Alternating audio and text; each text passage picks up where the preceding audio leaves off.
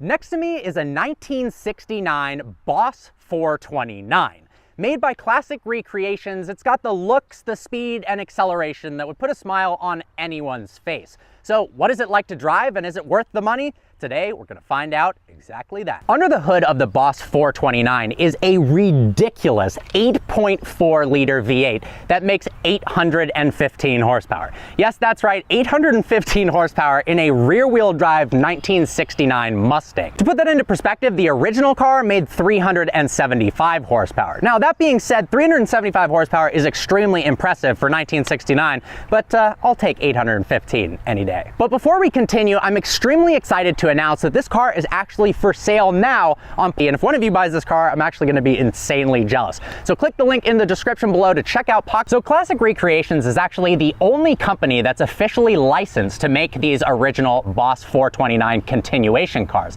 It starts off as a 1969 Ford Mustang, then they restore it completely to factory condition, and then they add a host of upgrades, like this absolutely savage front bumper, the crazy hood scoop right there, of course a 815 horsepower engine, and a host of other goodies. This car's been fitted with 18-inch wheels, and in the back, it's got 315 section tires to help try to put that 815 horsepower down. Now, the good news is they've done more upgrades. You'll notice wheel-wood brakes, so it actually can slow this thing down. It would be terrifying if it didn't have upgraded brakes with that much power. We've also got a multi-link suspension setup with adjustable coilovers, so it actually handles decent. The interior of this beast is actually really cool. We've got air conditioning in here, which is nice considering how hot it is today, an aluminum steering wheel, carbon fiber everywhere, carbon fiber door cards, carbon fiber dash, really cool analog gauges. Now, you can get this car with either a manual transmission or an automatic. This car has the automatic, and it's so interesting. It looks like it's a manual, and you shift it into gear almost like you're putting into gear on a manual transmission car. Pretty darn cool. I also absolutely love the seats in this car, particularly the little rings with the holes in them as reminiscent of the GT40s. All right, so we are in the Boss 429 now, and I'm with Phil, the co-founder of Pocketless Autos. You drove this car the other day, pretty nuts. Oh, it's insane. Yeah. Absolutely insane. 800 horsepower, rear wheel drive, just nuts. The first thing I notice is this car is owned by Austin Rivers, an NBA player, and the seat's all the way forward and I can barely touch the steering wheel. The good news is it's obviously fixable for somebody who buys this car, but for now we're stretching. And the best part is when I reviewed an SF90 with him, it was also an NBA player's car and I also couldn't reach the pedals. Yeah, they'd moved the bracket back. Yeah, they must have done some custom. Yep. Yeah. Yeah, he's 6'5" baseball player. So. That makes me feel bad because that's not even that tall. I thought maybe the guy was like 7 feet tall. Yeah. All right, so we're gonna fire up this ridiculous 8.4 liter V8. I mean, just the sound is insane. And I like the fact that it has some creature comforts. We've got air conditioning, we've got radio. I mean, you probably never would listen to the radio with an engine sound like this. But the air conditioning, that's vital, especially out here in, we're in Ohio and it's a bit sweaty. This automatic transmission is kind of hilarious, getting it into drive. Can be converted back. Yeah. I think if I bought this car, I would instantly convert it back. I will say though, the automatic transmission actually shifts pretty smoothly. So if you just want this car to cruise around and look and sound awesome, it's a decent option. But obviously, it's going to be a more engaging driving experience with the manual. All right, so what's the pricing looking like on a car like this? I mean, it's kind of hard. It's hard to gauge. Yeah. Classic Recreations has a few comps that are similar, that are low threes, which is where I think this would probably sell. Sure. It only has 950 miles. Yeah. So it's basically a brand new car. But and don't worry, we're not rolling it over 1,000 miles. It's like the most vital part of this review is making sure it doesn't hit 1,000 miles. We promise, Austin. Yeah. We promise. Yeah, I think if somebody snatches this up in the high twos, they're getting an incredible deal. Yeah. And I mean, the original Boss 429s are even more expensive than that. And then you're getting, you know, it's a different buyer, I would think. Maybe you want both, the classic one and the resto mod, so to speak. But, you know, you're not getting 815 horsepower in that old school car. No, and you get the creature comforts, right? So like you're saying, you get AC, you get, you know, a much safer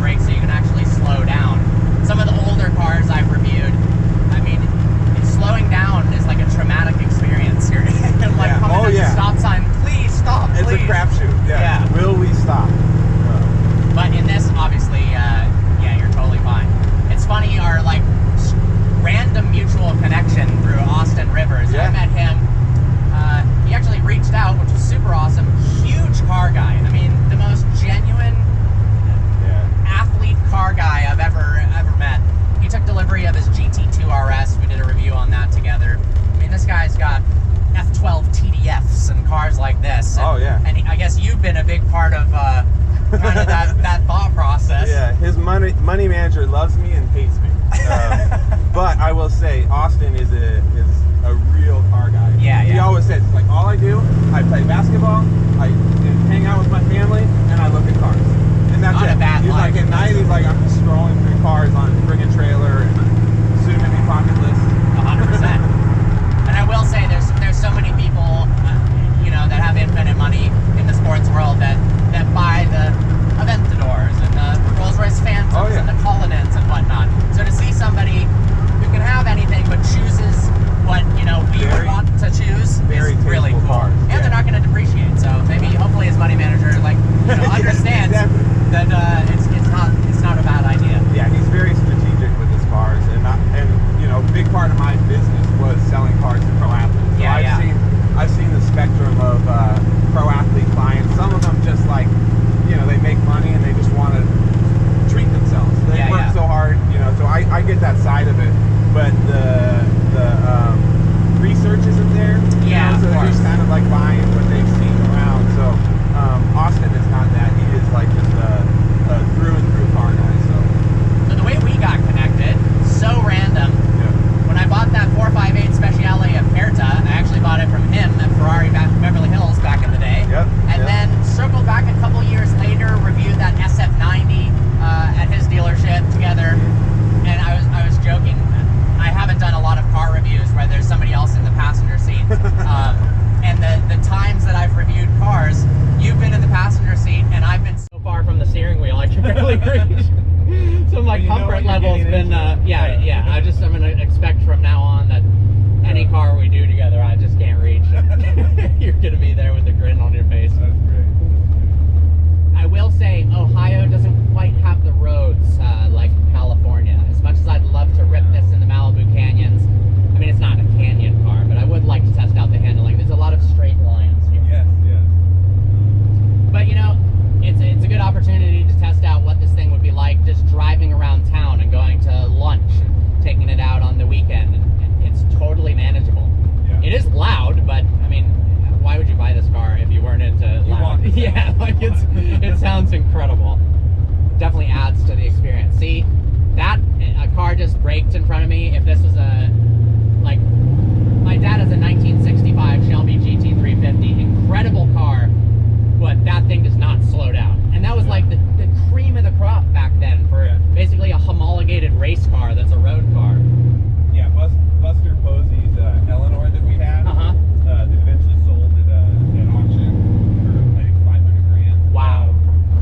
That car, it was a crapshoot. Like the engine was too powerful, right? It literally, you didn't know if you were going to stop. So what a problem to have. Yeah, so I think they probably should have put better brakes on that one, but this one is it's nicely set up. Yeah, it's pretty comfortable to drive. And you know, I've never been in a classic recreations car before. Didn't know a ton about the company. Obviously, did a bunch of research. This is really well done. Yeah. Like the fit and finish is awesome, and mostly just the drivability is great, which, you know, is a very important part of recreating an old school car. They've kind of taken the best of everything and combined it into one. Yeah, it's the best of both worlds for sure. All right, let's see what this thing sounds like if we open it up a little bit.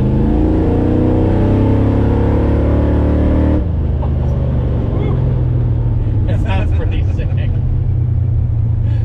Well, guys, this was an absolute blast. I actually, you know, I don't do a lot of classic cars just because my knowledge base isn't there, but every time I get behind the wheel of something like this, I realize how cool this generation and this ilk of car is. It's pretty awesome. Yeah. So I hope you guys enjoyed today's video. Like always, please browse the channel and subscribe. Super